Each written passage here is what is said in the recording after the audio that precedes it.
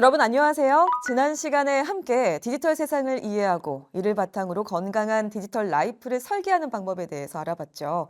자, 이번 시간에는 디지털 시대의 부모 역량 강화, 디지털 시대의 슬기로운 부모 되기라는 주제로 이야기를 나눠보겠습니다. 오늘도 두 분께서 함께 해주셨는데요. 우리 학부모님과 전문가 선생님 모셨습니다. 안녕하세요. 안녕하세요. 안녕하세요.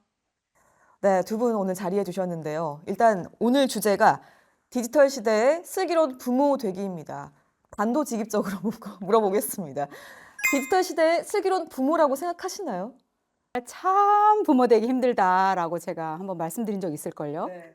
이 참부모 되기도 어려운데 슬기롭기까지 하라고 하니 정말 어렵습니다.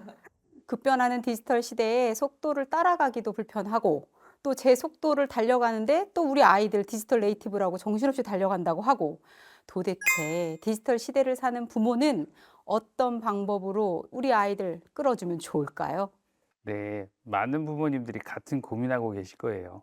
디지털 시대의 부모를 크게 세 가지로 요약할 수 있습니다. 먼저 디지털 멘토입니다. 부모가 먼저 디지털 리터러시를 가지고 자녀에게 디지털 세상의 길잡이 역할을 해야 합니다. 아, 그렇군요. 부모도 두려워만 말고 배워야 한다. 디지털 방법, 활용법 이런 걸 좀 배워야겠군요. 네, 맞습니다. 다음으로는 균형 조정자인데요. 온라인과 오프라인 활동 사이에 건강한 균형을 유지할 수 있도록 도와줘야 됩니다. 균형 조정자의 역할을 또 말씀을 해주셨는데 지난번 시간에 또 말씀을 해주셨잖아요. 신체적인 건강, 정신적인 건강, 그리고 사회적인 관계, 균형 잡힌 생활 습관, 디지털 습관 이 모두를 다 갖춰야 한다 이런 말씀이죠. 더 어려운 것 같습니다. 네, 맞습니다. 좀 어렵지만 마지막으로는 또 하나의 것은 이런 걸 바탕으로 하는 대화의 창구입니다. 자녀가 디지털 세상에서 경험한 것에 대해서 편안하게 이야기할 수 있는 열린 소통 채널이 되어야 합니다. 이 대화의 창구, 이게 저희 대담의 가장 중요한 핵심 키워드가 아닌가 싶습니다. 이 열린 마음으로 아이들하고 꾸준히 대화하는 거, 이해하려고 노력하는 거, 이런 거 말씀하시는 거죠? 네, 그렇습니다. 이를 위해서 부모님도 지속적으로 디지털 역량을 키우고 자녀와 함께 배우는 자세가 필요합니다. 네, 배우기 위해서. 그래서 우리가 여기 나온 거 아니겠습니까? 결국 부모는 디지털 세상을 꾸준히 배우고 적응해 나아가야겠다라는 생각이 드는데요.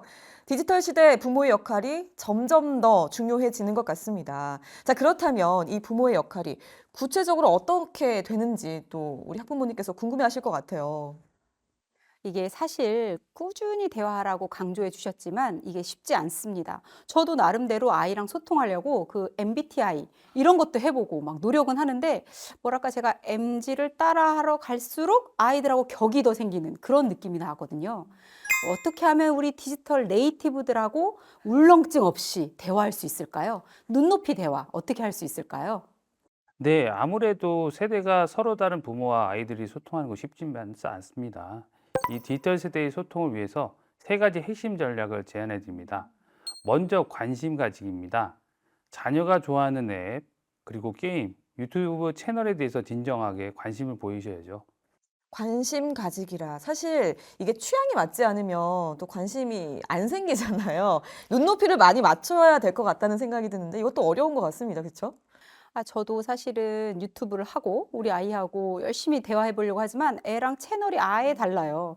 거기에다 게임까지 또 앱까지요? 너무 쉽지 않습니다. 그럼에도 불구하고 관심을 보여야 한다는 거죠. 핵심은 자녀 따라하기가 아니라 자녀의 디지털 관심에 대해서 진정한 관심을 두자는 겁니다. 그리고 질문하기. 즉, 자녀의 디지털 경험에 대해서 호기심을 가지고 물어봐 주세요. 아, 그렇군요. 이 진정한 관심을 가지고 판단하지 않고 물어보는 것, 이게 제일 중요할 것 같은데요. 아이도 엄마의 관심 여기에 대해서 반응하고 답변해 줄 것 같아요. 네, 이렇게 질문을 하다 보면은 우리 아이가 왜 여기에 관심을 갖게 됐는지, 그리고 어떻게 알게 됐는지, 이렇게 이야기를 계속 하다 보면 이 부모도 자연스럽게 아이에 대해서 이 관심도가 높아지고 이해를 할 수 있게 될 것 같아요. 네, 맞습니다. 마지막으로 공통의 활동 찾기입니다. 함께 즐길 수 있는 디지털 활동을 찾아보세요. 아이와 함께 할 수 있는 디지털 활동? 이게 시작은 좀 어려운데 막상 같이 하면 좀 재밌을 것 같긴 하거든요. 새로운 것을 많이 배우려고 한번 노력하면 어떨까? 이런 생각이 드네요. 네, 중요한 거는 진정성 있는 관심하고 열린 마음가짐입니다. MZ 세대를 억지로 따라하기보다는 그들의 문화를 이해하려고 노력하는 것이 중요합니다. 이해와 노력이 필요하다라고 말씀해 주셨어요. 전문가님께서 이렇게 디지털 세대와 울렁증 없이 소통하기 위한 유익한 방법을 잘 이야기를 해 주셨는데 사실 뭐 첫 술부터 배부를 수는 없잖아요. 처음에는 쉽지 않을 수 있어도 진짜 정말 관심을 두고 아이와 소통하고 자꾸 이야기하다 보면 조금은 익숙해지고 이해가 되리라 생각합니다. 자, 그렇다면 이 부모가 제시할 수 있는 디지털 세상에서의 활동 어떤 게 있을까? 이것도 또 궁금하거든요. 맞아요. 아이의 취향만 따라가기보다는 부모가 먼저 배워서 우리 아이와 함께 디지털 세상을 나눠보는 것도 되게 좋은 시도 같거든요. 이게 재미있으면서도 교육적인 그런 활동이 있다면 추천해 주실 수 있는 게 있나요? 네, 좋은 질문입니다. 가족들이 함께 즐길 수 있고 창의적이면서 교육적인 디지털 활동을 세 가지 정도 소개해 드릴게요. 네, 먼저 사진 영상 제작 도구에 어도비 스파크와 캔바가 있습니다. 인터랙티브 도구에서는 부크리에이터하고 프레지 그리고 구글 사이트가 있어요. 이러한 도구를 활용해서 가족의 이야기를 더욱 창의적이고 재밌게 만들 수가 있습니다. 네. 가족끼리 또 이러한 앱을 활용할 때 참고하면 좋은 그런 팁 같은 게 있을까요? 네, 먼저 시작은 간단하게 스마트폰 기본 카메라하고 편집 앱을 사용하시 좋습니다. 이때 아이 연령에 맞는 도구를 선택하고 가족 모두가 참여할 수 있는 주제를 선정하는 것이 무엇보다 중요하죠. 네, 또한 정기적으로 콘텐츠를 업데이트하고 완성된 작품을 개인 클라우드에 저장하여 추억으로 간직하면 더욱 좋습니다. 이렇게 가족들이 함께 디지털 활동은 아이들의 디지털 리터러시도 자연스럽게 향상될 수 있는 좋은 기회가 될 수 있습니다. 디지털 활동을 하면서 이게 또 디지털 리터러시 향상까지 이어진다는 거 너무나 좋은 것 같고요. 일단 도구들이 굉장히 많네요, 활용할 수 있는 게. 뭐 블로그도 만들고 유튜브로 영상도 만들고 가족끼리 어떤 그런 기억들을 이렇게 또 기록으로 남긴다는 거 정말 좋은 팁인 것 같은데요. 특히나 가족 구성원마다 또 취향이 또 각자 다를 수가 있으니까 이것저것 한번 시도를 해보는 것도 좋을 것 같고 이 과정에서 알아가는 재미도 있을 것 같아요. 이런 과정을 통해서 또 아이랑도 계속 소통하면서 어때? 뭐 이렇게 질문하고 그쵸? 대화를 나눌 수 있다는 거 이런 게 큰 장점이 아닐까 이런 생각이 듭니다. 맞습니다. 그리고 이 부모가 디지털 도구 사용법을 알아야도 하지만 이 안에 어떤 컨텐츠를 넣을지 이 컨텐츠 상상력을 같이 나눠보는 거 너무 좋을 것 같거든요. 이 가족과 함께 디지털 스토리텔링을 만들어 가서 경험을 하고 또 아이 상상력을 키워준다고 하니까 이렇게 좋은 교육적 경험이 있나? 이런 생각이 드네요. 네, 맞습니다. 마지막으로는 가상 박물관 투어가 있는데요. 온라인으로 제공되는 가상 박물관 투어를 함께 즐겨보세요. 가상박물관은 VR 기술을 활용해서 작품을 관찰하는 새로운 문화 체험을 경험해 줍니다. 르브르 박물관, 브리티시 박물관 등의 세계 각국 박물관을 투어할 수 있어요. 가상 가이드를 통해서 배경 지식을 제공받을 수도 있고요. 와, 이거 정말 디지털 세상의 장점 아닌가요? 집에서 세계 유명 박물관을 볼 수 있다니. 기술의 발전이 주는 이 와우 임팩트. 이게 여기 확실히 있네요. 아이랑 함께 즐기면서 문화적 경험도 쌓고 또 기술 발전의 놀라움도 함께 경험하는 거네요.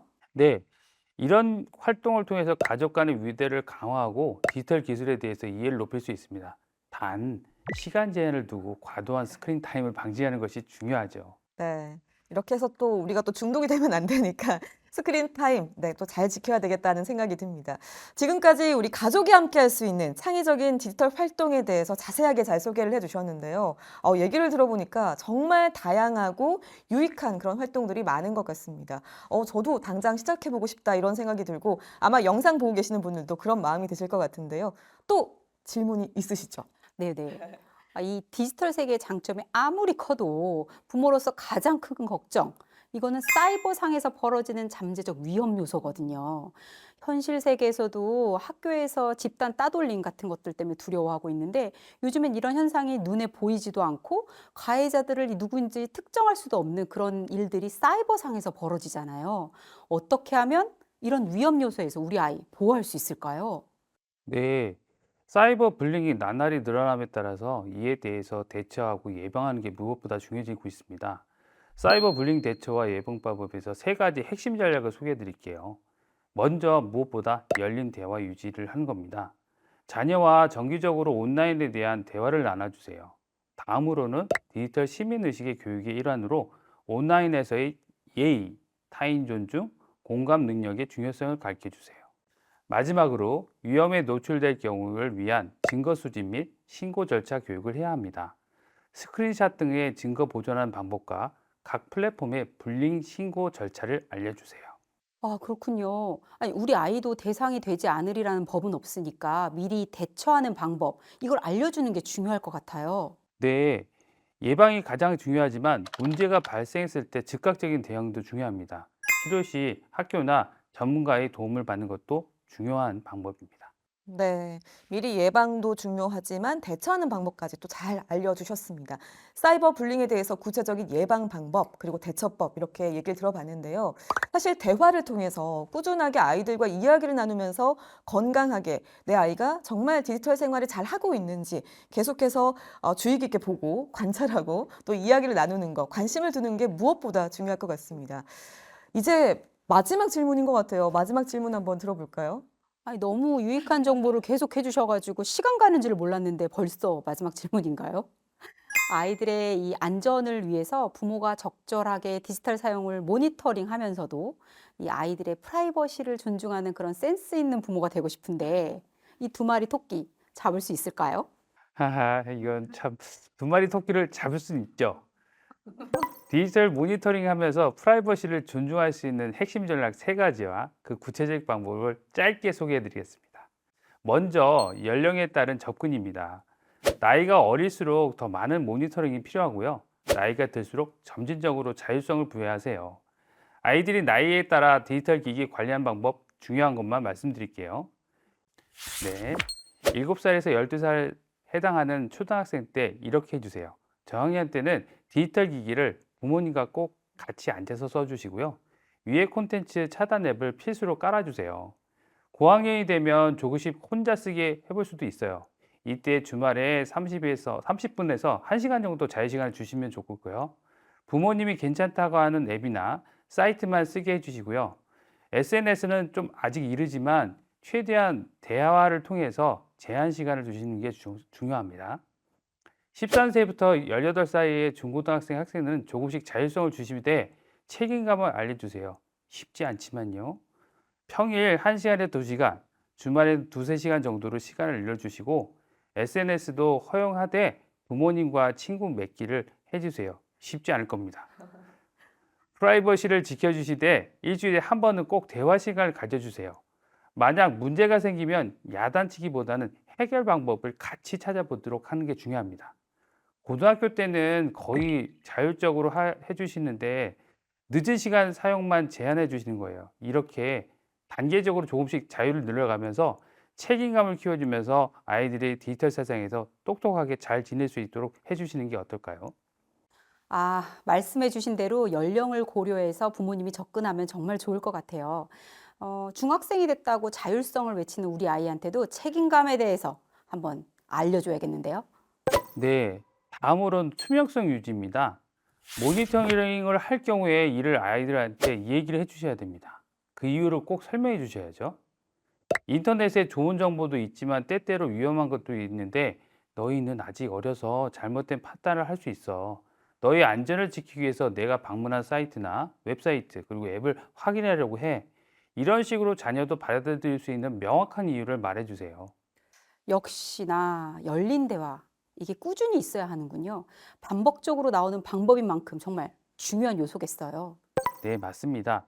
마지막으로 신뢰를 구축해야 합니다. 자녀가 책임감 있게 행동할 때마다 이를 인정하고 칭찬해 주세요. 중요한 거는 자녀와의 지속적인 대화와 상호 존중입니다. 완벽한 해결책은 없지만 이러한 접근을 통해서 건강한 균형을 찾을 수 있습니다. 네, 총 4가지 정도를 말씀을 해주셨습니다. 연령에 따른 점진적인 어떤 허용이라든지, 그리고 여기에 따라서 책임감을 부여하는 것, 그리고 투명성을 유지하고 마지막은 신뢰관계를 구축하는 것. 사실 이 모든 과정은 다 중요하고요. 이러한 과정에서는 꼭 반드시 부모와의 대화가 필요하다라는 것들 정말 유익한 조언인 것 같습니다. 자, 오늘 우리가 디지털 시대의 슬기로운 부모 되기라는 주제로 이렇게 귀한 이야기를 나눠봤는데요. 학부모님, 오늘 배운 내용 중에서 정말 이거는 꼭 해야겠다, 도움이 되었거나 앞으로 정말 추천해드리는 그런 방법이 있다면 어떤 게 있을까요? 정말 도움이 많이 됐고요. 특히 그 아이와 함께 디지털 활동을 함께 해보는 것, 이거에 대한 아이디어 되게 좋았습니다. 가족 유튜브 채널 만들어 보는 것, 이거 재밌을 것 같고요. 그리고 사이버 불링에 대한 대비 방법도 배우고, 또 나이별 디지털 사용 모니터링 방법도 알게 돼서 조금 안심이 됩니다. 무엇보다 우리 아이들의 디지털 세계에 관심을 가지고 열린 대화부터 나누는 것, 이게 시작이란 생각이 듭니다. 네, 그런 마음이 가장 중요합니다. 디지털 세상은 계속 변하고 있어서 우리도 계속 배우고 적응해야 합니다.